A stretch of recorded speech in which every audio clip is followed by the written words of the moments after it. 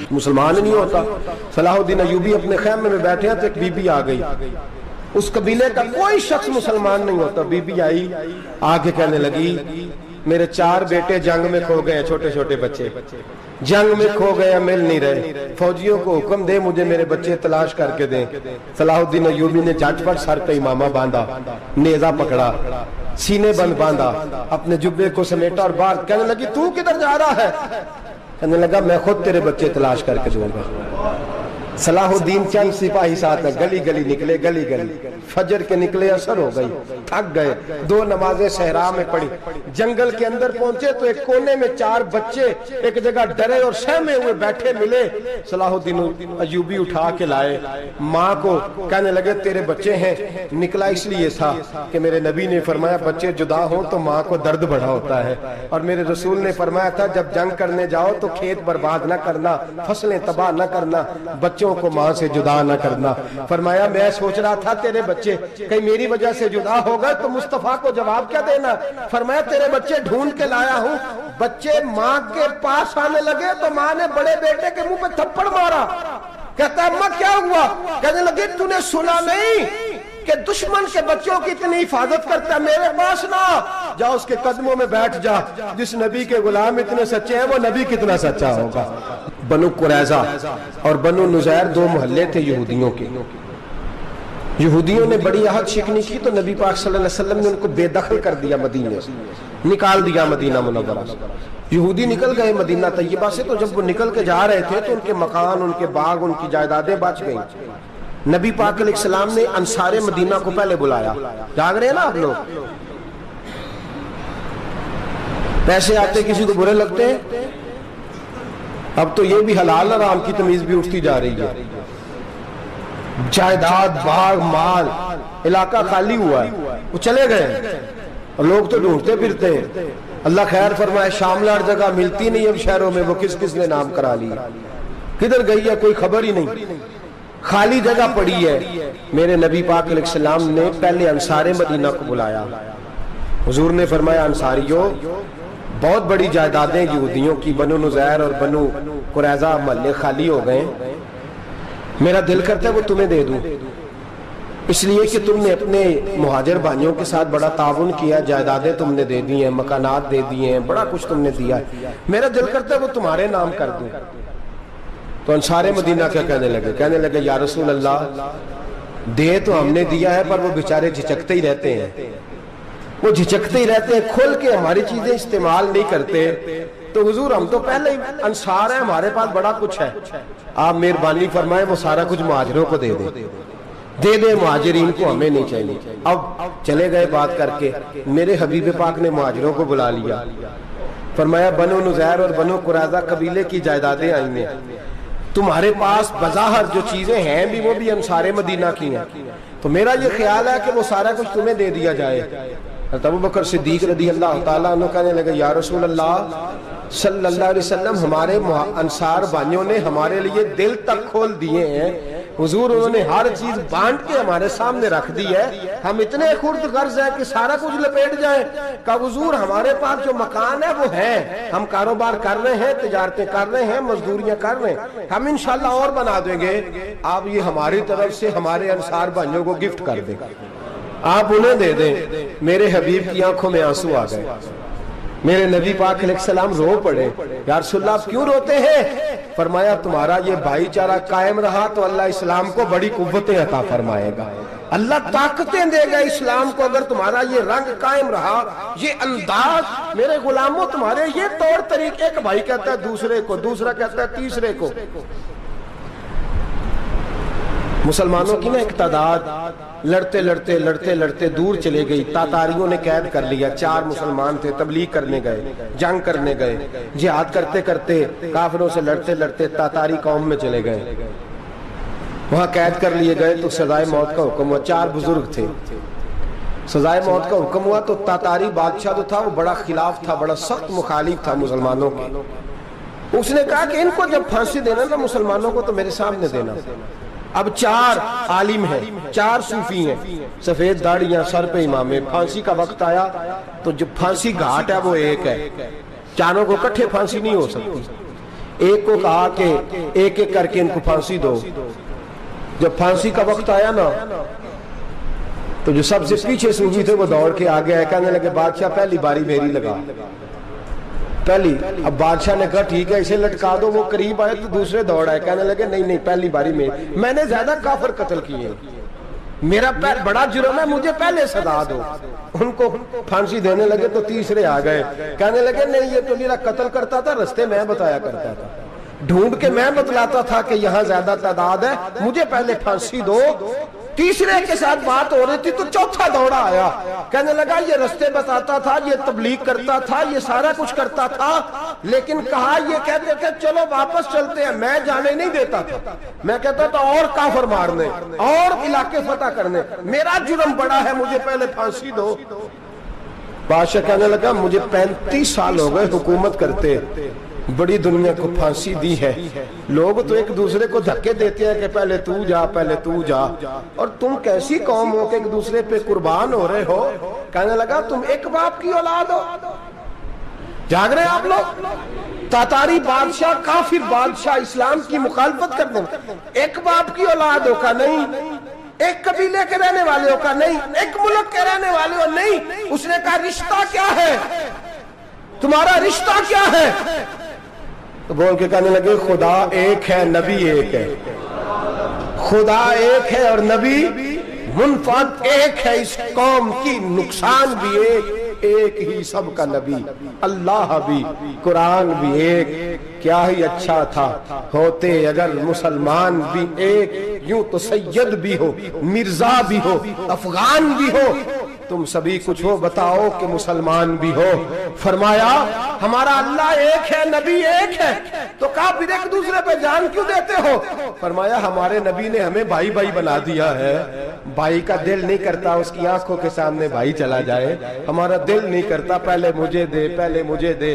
بادشاہ کہنے لگا تمہارا جذبہ مجھے متاثر کر گیا, جاؤ میں تم چاروں کو آزاد کرتا ہوں, تمہیں آزاد کرتا ہوں. میرے دوستو یہ رنگ تھا, دیکھیں نا, یہ اس دھرتی نے نظام دیکھا ہے نا, اس فلک نے پہلی بار دیکھا, اس زمین نے پہلی بار, اور میرے حضرت صاحب فرمایا کرتے تھے زمین تڑپ کے روئی, اس نے پہلی دفعہ دیکھا. احد کا میدان ہے, 3 صحابہ تپتی ہوئی زمین پہ زخموں سے چور چور پڑے ہیں.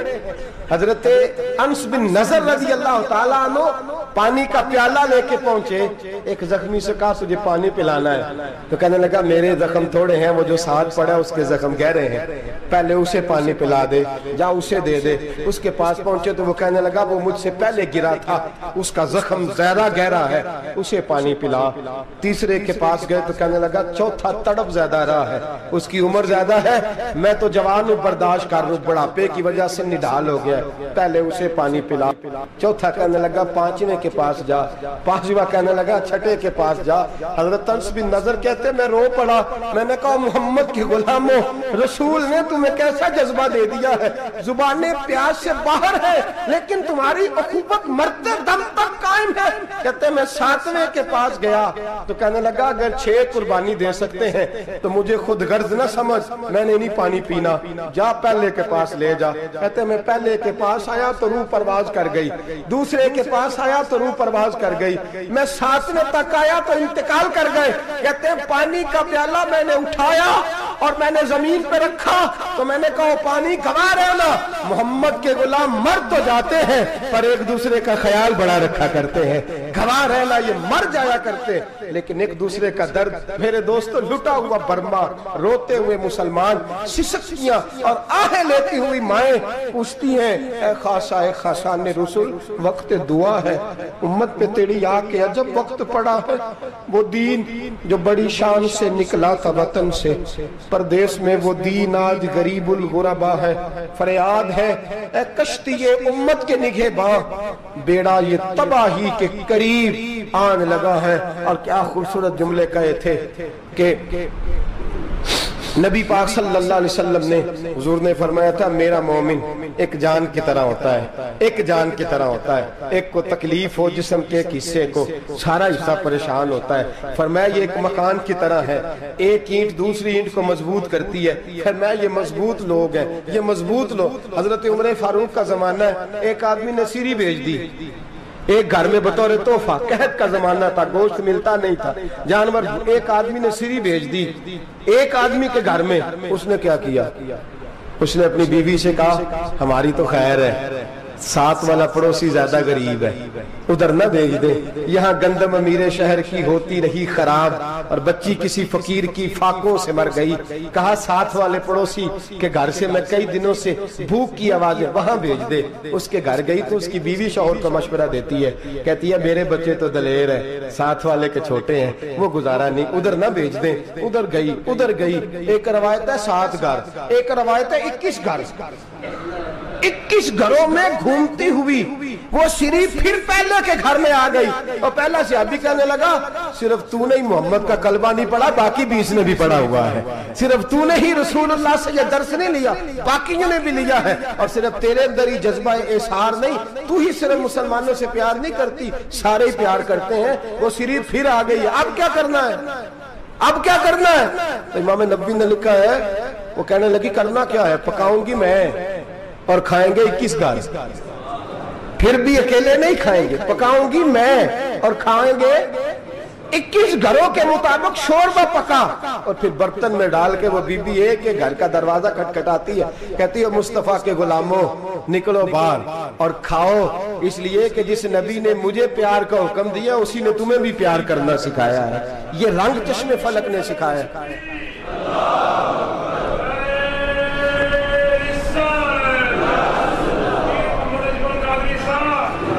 آپ کی بڑی مہربانی، زندہ باد وہی ہے جس کو اللہ رسول زندہ باد فرمائے، بڑی مہربانی، اللہ جزا دے۔ عرض یہ کرنے جا رہا تھا کہ رسول کریم صلی اللہ علیہ وسلم نے یہ پیغام دیا امت کو، فرمایا دیکھیں نا کتنے بڑے لفظ ہیں، یہ نہیں فرمایا دوزخ میں جائے گا، یہ نہیں فرمایا کہ اسے جہنم کی سزا ملے گی، میرے نبی نے فرمایا میں اسے مومن مانتا ہی نہیں، میں اسے مسلمان اپنا مانتا ہی نہیں۔ حضور کسے؟ فرمایا جو پیٹ بھر کے کھاتا ہے اور اس کا ہمسایہ بھوکا سو جاتا ہے، میں مومن ہی نہیں مانتا۔ سزا تو تب ملے گی نا کہ جب میں کسی سزا کا اعلان کروں، میں مانتا ہی نہیں، وہ میرا ہے ہی نہیں، خود پیٹ بھر کے کھا رہا ہے، ہمسایہ اس کا بھوکا، میں نہیں مانتا۔ انما المؤمنون اخوہ، مومن بھائی بھائی، میں مانتا ہی نہیں اسے۔ اور میرے حبیب پاک اتنے بڑے لفظ حدیث میں اور کہیں نہیں ملیں گے آپ کو، اتنے بڑے جملے کہیں نہیں ملیں گے۔ میرے نبی پاک نے فرمایا اللہ کہے گا قیامت کے دن، کون؟ اتنے بڑے لفظ حدیثوں میں ملتے نہیں جتنے یہ ہیں۔ حضور نے فرمایا رب فرمائے گا بندے سے کہ میں تیرے پڑوس میں بھوکا تھا، تو نے مجھے روٹی کیوں نہیں کھلائی؟ کون کہہ رہا ہے؟ اللہ کہہ، میں بھوکا تھا تو نے روٹی نہیں دی، میں ننگا تھا تو نے کپڑا نہیں دیا، میں پیاسا تھا تو نے پانی نہیں پلایا، میں بیمار تھا تو تیمارداری۔ یا اللہ نہ تو کھاتا ہے، نہ پیتا ہے، نہ کپڑا پہنتا ہے، نہ تو بیمار ہوتا ہے، لا تاخذہ سنۃ ولا نوم، تجھے بیماری آتی نہیں، اونگ نیند نہیں آتی، میرے مالک تو میرے پڑوس میں تھا۔ تو حضور فرماتے ہیں رب فرمائے گا وہ جو بندہ تیرے پڑوس میں بھوکا تھا تو بندہ تو میرا ہی تھا نا، وہ جو بندہ تیرے پڑوس میں ننگا تھا تو بندہ تو میرا ہی تھا نا، وہ جو تیرے پڑوس میں پیاسا تڑپتا رہا تو وہ میرا ہی بندہ تھا۔ تو دوائی لینے جائے تو بڑے اسپتال میں اور اس بیچارے کو 20 روپے پرچی کے بھی میسر نہ آئے تو میرا ہی بندہ تھا۔ میرے دوست خیال کر اور یاد رکھ، یہ جو ہمسائے ممالک میں ظلم ہوتے ہیں، زیادتیاں ہوتی ہیں، ہمارے گھر کا پنکھا اچھا چلتا ہے، ہم جلوس اس وقت نکالتے ہیں جب ہماری لائٹ بند ہوتی ہے، ہم جلوس اس وقت نکالتے ہیں جب ہمارا ایسا جو ہمیں تنگ کرتا ہے، ہم اس وقت درد محسوس کرتے ہیں جب ہمارے گھر تک آگ آ جاتی ہے۔ یہ جو باہر آگ جل رہی ہے یہ تیرے گھر بھی آ سکتی ہے، یہ جو باہر فساد ہو رہا ہے یہ تیرے دروازے تک آ سکتا ہے۔ میرے رسول پاک نے ایک جان، مسلمان کو ایک جان قرار دیا۔ مجھے بتائیے انگلی کو کٹ لگ جائے، مسلمان ایک جان ہے نا، انگلی کو لگ جائے کٹ، دماغ کہتا ہے میں نے نہیں سوچنا اس کے بارے میں نے اس کے درد کو محسوس ہی نہیں کرنا، انگلی کی درد ہے انگلی جانے، اس کا کام جانے، ایسے ہی ہوتا ہے نا۔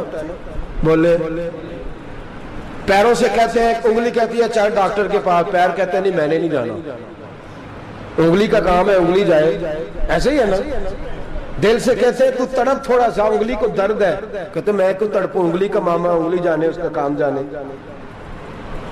ٹیلی فون کرنا ہے ڈاکٹر صاحب کا پتہ کرنا ہے تو کان کہتے ہیں میں نے نہیں بات سننی ڈاکٹر صاحب کی، زبان کہتی ہے میں نے نہیں بولنا، انگلی جانے، ایسا ہوتا ہے۔ پیر احتجاج کرتے کہ میں نے ڈاکٹر کے پاس، میں کچھ چکر کھاتا پھروں ڈاکٹر کی دکان کی، انگلی کو درد ہے انگلی جانے، ایسا ہوتا ہے۔ بھئی میرے رسول پاک نے فرمایا مسلمان ایک جان ہے، تو درد برما کے مسلمانوں کو ہو رہا ہے تو پاکستانی کہہ رہے ہیں کوئی بات نہیں، وہ جانے ان کا کام جانے، ایک جان ہے نا، درد ہونا چاہیے، تکلیف ہونا چاہیے۔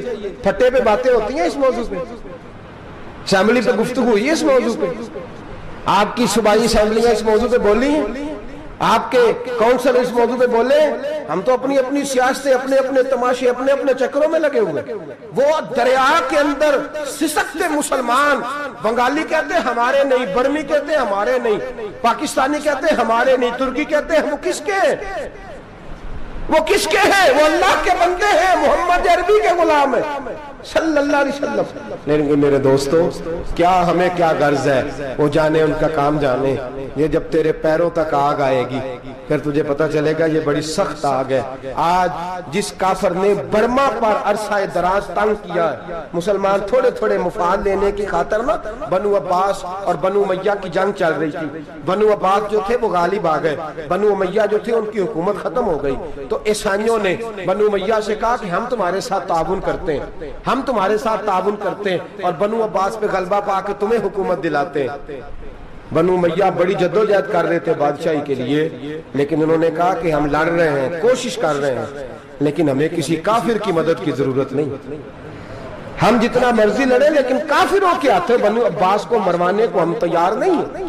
ہمیں خبردار، تمہارا آپس کا معاملہ ہے، ہم خود نمٹ لیں گے، تمہیں اجازت نہیں دیتے تم اندر کودو اور کود کر کے تم فسادات پیدا کرو اور مسلمانوں کے اندر تقسیم کرو۔ میرے دوستو مسلمان کو سوچنا چاہیے، سوچ بڑی رکھنی چاہیے۔ گھر کی جنگ سے نکل اب بہو ساس کی جھگڑے سے باہر آ جا، اب محلے کی سیاست چھوڑ کے باہر کا سوچ، اب اسلام کو تیری حاجت ہے۔ اب پوری دنیا جب مسلمان کو دیکھے نا، فیس بک یوز ہوتی ہے، اس پہ نوجوان جب اسلام کی بات کرنے لگے گا، اس پر جب بڑا اسلام کی بات کرنے لگے گا، پوری دنیا میں پیغام جائے گا کہ مسلمان اب جاگنے لگا ہے، مسلم خوابیدہ بیدار ہونے لگا ہے، اب اس کی آنکھیں کھلنے لگی ہیں، اب یہ اپنے مذہب کی بات کرتا ہے، اب یہ اپنے ملک سے، صوبے سے، برادری سے نکل کر بولتا ہے، اب یہ کہتا ہے کہ بازو تیرا توحید کی قوت سے قوی ہے، اسلام تیرا دیس ہے، تو مصطفی ہے، اب یہ بڑی سوچ رکھتا ہے، اب یہ عالمی بات کرتا ہے۔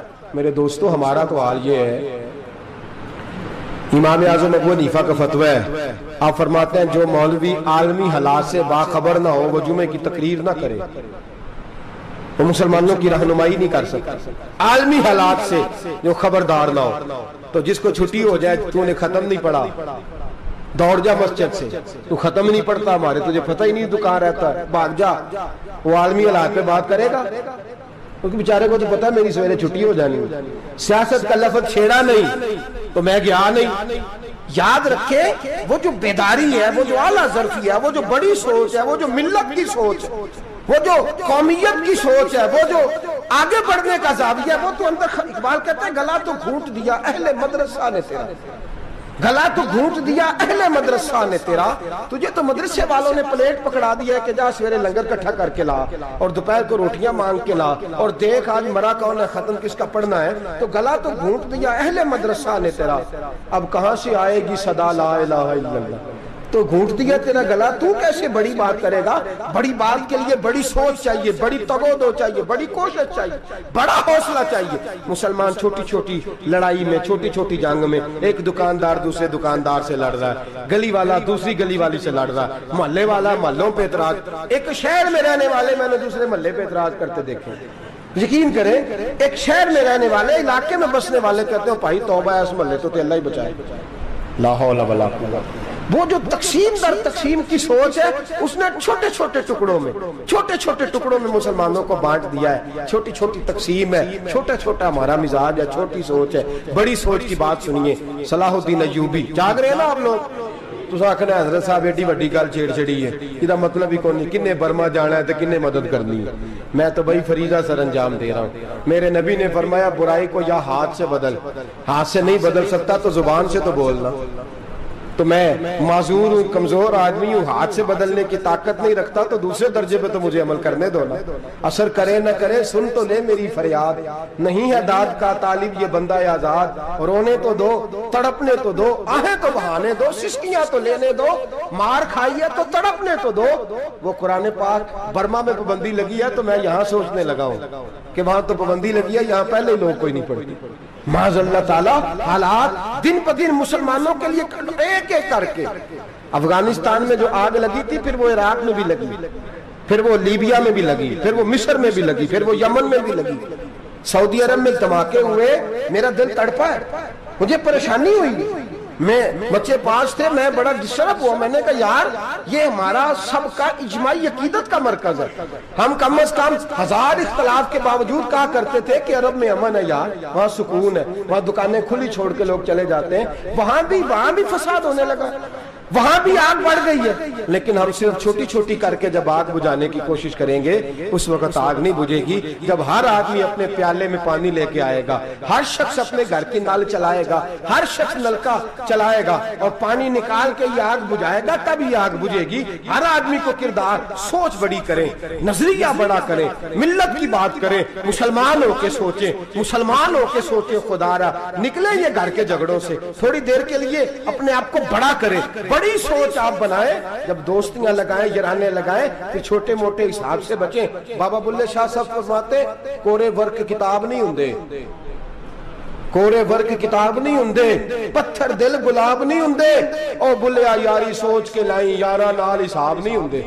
پھر ذرا نکلے اس حساب کتاب سے باہر، بلیا یاری سوچ کے لائیں، یارہ نال حساب نہیں ہوندے۔ پھر ذرا بڑا ذہن کریں، چھوڑے اپنے حساب، یبصرون اعلی انفسہم ولنبلونکم بشیء من الخوف والجوع ونقص من الاموال والانفس والثمرات۔ پھر حساب کتاب سے نکلے، پھر امام علی مقام کی طرح یہ سوچ بنائے کہ حسین کے بچے چلے جائیں تو کوئی حرج نہیں، امت پر آنچ نہیں آنی چاہیے۔ ایک امام علی مقام، کل تک امام میدان میں کھڑے تھے تو اکیلے تھے، لیکن آج پوری دنیا کہتی ہے حسین ہمارا ہے، حسین ہمارا ہے۔ آج نظریہ امام علی مقام زندہ ہے، تو اکیلا ہے تو کھڑا ہو، یہ نہ کہا کر چھوٹی سی مسجد ہے، ایک کونا کا کھڑکاوا، مولانا تقریر کر رہے ہیں تو کیا بنے گا، ایک آواز کہیں سے گونجا کرتی ہے، پھر اس میں تاثیر میرا اللہ پیدا فرما دیا کرتا ہے، پھر اس کے اندر قوت میرا رب پیدا فرما دیا کرتا ہے، پھر اللہ اس میں تاثیر پیدا کر کے 4 دانگ عالم میں پھیلا دیا کرتا ہے۔ صلاح الدین ایوبی، مسلمانوں پہ ظلم ہوا، فلسطین میں آگ لگی اور پورے فلسطین کی گلیاں خون سے بھر گئیں، ایک دن کے اندر 70,000 مسلمان قتل ہوا۔ گھوڑوں سے سڑکوں پہ چلا نہیں جاتا تھا، گھوڑے پھسلتے تھے، اتنا خون تھا، اور کچی سڑکیں تھی، اتنا خون تھا، پہلے کچی زمین نے خون پیا، پھر خون اس سے باہر آیا، پھر بھی اتنا سخت 70,000 آدمی قتل ہوا۔ صلاح الدین ایوبی کون تھے؟ میرے غوث اعظم جیلانی کے مدرسے کے طالب علم تھے۔ جامعہ نظامیہ مدرسہ، یہ مدرسے ہیں جنہوں نے دین کے مجاہد پیدا کیے، مدارس ہیں جنہوں نے دین کے مجاہد پیدا کر کے پوری دنیا کے اندر پھیلائے ہیں۔ مدارس کے اندر دہشت گردی آئی، میں اختلاف نہیں کرتا، لیکن ابھی بھی مدرسے ہیں جن مدرسوں سے رسول اللہ کے دین کا سچا درس دیا جاتا ہے، امن، پیار اور محبت کی فضا کو عام کیا جاتا ہے وہ مدارس، اور انشاءاللہ قیامت کی صبح تک وہ مدرسے قائم رہیں گے۔ صلاح الدین ایوبی مدرسے کے طالب علم ہے، مدرسے کا، لیکن مدرسہ اس کا تھا جو ساتھ درویش بھی تھا، جو ساتھ اللہ رسول کے احکامات محبت کے ساتھ پھیلانے والے غوث اعظم جیلانی کا مدرسہ تھا، اس مدرسے کا پڑھنے والا طالب علم۔ دیکھیں نا، علم دین شہید کون تھا؟ نعتیں پڑھنے والا تھا نا، ختم دلانے والا تھا۔ عامر چیمہ شہید کون تھا؟ نعتیں پڑھنے والا تھا نا۔ یہ نعتیں وہ چیز ہوتی ہے جو دلوں کے اندر اثر پیدا کر دیتی ہے، جو نبی پاک کی محبت کو پروان چڑھاتی ہے، اور یہی چراغ جلے گا تو روشنی ہوگی۔ صلاح الدین ایوبی اکیلا اپنے دوستوں سے کہنے لگا مسلمانوں کی مدد چند سالوں میں نکلو، مدد کریں۔ انہوں نے کہا تیرے نکلنے سے کیا ہوگا؟ کہنے لگا میں نے نہیں نکلنا، میرے اللہ نے میری مدد کرنی ہے، میرے اللہ نے میری اٹھ باندھ کمر، کیا ڈرتا ہے پھر دیکھ خدا کیا کرتا ہے۔ فرمایا مجھے نکلنے دے، اللہ میری مدد کرے گا۔ تھوڑا تھوڑا کر کے فوج جمع کی، کوشش کی، چند سالوں کے بعد اسی جگہ جہاں مسلمانوں کا خون بہا تھا، اللہ نے اسلام کا جھنڈا پھر سے بلند کر دیا۔ صلاح الدین ایوبی فاتح بن کے مسجد اقصی کے دروازے پہ کھڑا ہے. چند سال گزرے، عیسائیوں کا اپنا وہ ظلم ابھی یاد ہے، اور عیسائی سارے لیڈر کہتے ہیں تیاری کر لو، اب ہمارے بچے کاٹے جائیں گے، عورتیں بیوہ ہوں گی، گردنیں کٹیں گی، اب دیکھنا جتنا خون ہم نے بہایا تھا مسلمان اس سے دگنا بہائیں گے. صلاح الدین ایوبی گھوڑے پہ کھڑے ہیں اور پوچھتے ہیں او عیسائیوں بتاؤ تمہارے ساتھ کیا کروں. گردنیں جھک گئیں، جواب کوئی بھی نہیں. کہا تم نے 70,000 مسلمان ایک دن میں مارا تھا، بولو تمہارے ساتھ کیا کروں. تم نے ایک دن میں مسلمان یوں کاٹے جیسے گاجر مولی کاٹی جاتی ہے، بولو کیا کروں. عیسائی کہنے لگے ہمیں اپنے ظلم یاد ہے، تشدد یاد ہے، بربریت یاد ہے، تو بہتر جانتا ہے تو نے کیا کرنا ہے. صلاح الدین ایوبی گھوڑے پہ فاتح کھڑا ہے، آنکھوں میں آنسو آئے، تڑپ کے رویا، کہنے لگا میں تمہارے ساتھ وہی سلوک کروں گا جو میرے مصطفیٰ نے قریش مکہ کے ساتھ فرمایا تھا. لا تصریب علیک، جاؤ تم پر کوئی زیادتی، جاؤ تم آزاد ہو. اس نے کہا تو کر کیا رہا ہے؟ کہنے لگا میں کیا کروں، میں اس محمد کا ماننے والا ہوں جس نے معاف کرنا سکھایا ہے صلی اللہ علیہ وسلم. میرے پیروں میں زنجیر ہے رسول اللہ کی غلامی کی، جاؤ تم آزاد ہو. اس نے کہا تم آزاد ہو.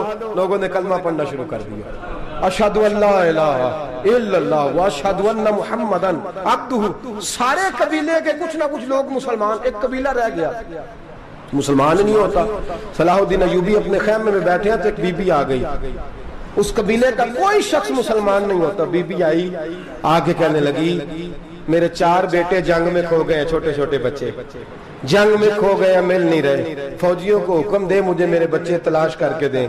صلاح الدین ایوبی نے جھٹ پٹ سر پہ امامہ باندھا، نیزہ پکڑا، سینے بند باندھا، اپنے جبے کو سمیٹا اور باہر. کہنے لگی تو کدھر جا رہا ہے؟ کہنے لگا میں خود تیرے بچے تلاش کر کے دوں گا. صلاح الدین چند سپاہی ساتھ ہیں، گلی گلی نکلے، گلی گلی فجر کے نکلے، اثر ہو گئی، تھک گئے، 2 نمازیں صحرا میں پڑھی. جنگل کے اندر پہنچے تو ایک کونے میں 4 بچے ایک جگہ ڈرے اور سہمے ہوئے بیٹھے ملے. صلاح الدین ایوبی اٹھا کے لائے، ماں کو کہنے لگے تیرے بچے ہیں. نکلا اس لیے تھا کہ میرے نبی نے فرمایا بچے جدا ہوں تو ماں کو درد بڑا ہوتا ہے، اور میرے رسول نے فرمایا تھا جب جنگ کرنے جاؤ تو کھیت برباد نہ کرنا، فصلیں تباہ نہ کرنا، بچوں کو ماں سے جدا نہ کرنا. فرمایا میں سوچ رہا تھا تیرے بچے کہیں میری وجہ سے جدا ہو گئے تو مصطفیٰ کو جواب کیا دینا. فرمایا تیرے بچے ڈھونڈ کے لایا ہوں. بچے ماں کے پاس آنے لگے تو ماں نے بڑے بیٹے کے منہ پہ تھپڑ مارا. کہتا ہے اماں کیا ہوا؟ کہنے لگے تو نے سنا نہیں کہ دشمن کے بچوں کی اتنی حفاظت کرتا ہے، میرے پاس نہ جا، اس کے قدموں میں بیٹھ جا. جس نبی کے غلام اتنے سچے ہیں وہ نبی کتنا سچا ہوگا، جس نبی کے نوکر اتنے کھڑے ہیں وہ نبی کتنا کھڑا ہوگا. جا کے کلمہ پڑھ لے. میرے دوست یہ اسلام ہے جس نے غیروں کا درد بھی اپنے سینے میں رکھا. اقبال کہتا ہے سارے زمانے کا درد ہمارے ہی سینے میں ہے. برما کا مسلمان ہو یا عراق، لیبیا، افغانستان، کشمیر کا مسلمان ہو، میرے دوست وہ غیر نہیں ہے، وہ تیرا اپنا ہے. اس کا رنگ نہ دیکھ، اس کی بولی نہ دیکھ، اس کا قبیلہ اور علاقہ نہ دیکھ. دیکھ کہ وہ تیرے رسول کا کلمہ پڑھتا ہے، وہ دیکھ کہ وہ کعبے کی طرف منہ کر کے نماز پڑھتا ہے. دیکھ کہ تیرا اور اس کا نصاب زندگی قرآن ایک ہے. میرے دوست کچھ نہیں کر سکتا تو دعا تو کر دیا کر، کچھ نہیں کر سکتا تو التجا تو کر دیا کر. اللہ کے حضور یہ تو کہا کر کہ اللہ مسلمان جہاں بھی ہیں تو ان کی مدد فرما، اللہ مسلمان جہاں بھی ہیں تو ان کی غیبی امداد فرما. یہ دعا تو میرے دوستوں ضرور کیا کرو. سوچ بڑی کریں، جب بھی آپ بولیں، جب بھی آپ لکھیں، جب بھی کسی سے بات کریں تو بحیثیت مسلمان کے بات کریں، بحیثیت ایک نبی پاک کے غلام کے بات کریں. اپنی زندگی اس انداز میں ترتیب دیں کہ پہلے آپ مسلمان ہیں، اس کے بعد آپ کچھ اور ہیں. پہلے اسلام کی بات کریں، بڑی بات کریں، بڑے حوصلے کی بات کریں، پھر اسلام کو قوت ملے گی، پھر بیداری امت کو نصیب ہوگی. اللہ کریم برما کے مسلمانوں کو اپنی رحمت کی ٹھنڈی چھاؤں نصیب فرمائے، ہمیشہ مدحت خیر الانام میں گزرے. دعا ہے یہ عمر درود و سلام میں گزرے. آخر دعوانا ان الحمدللہ. اور اگر آپ نے ابھی تک ہمارا چینل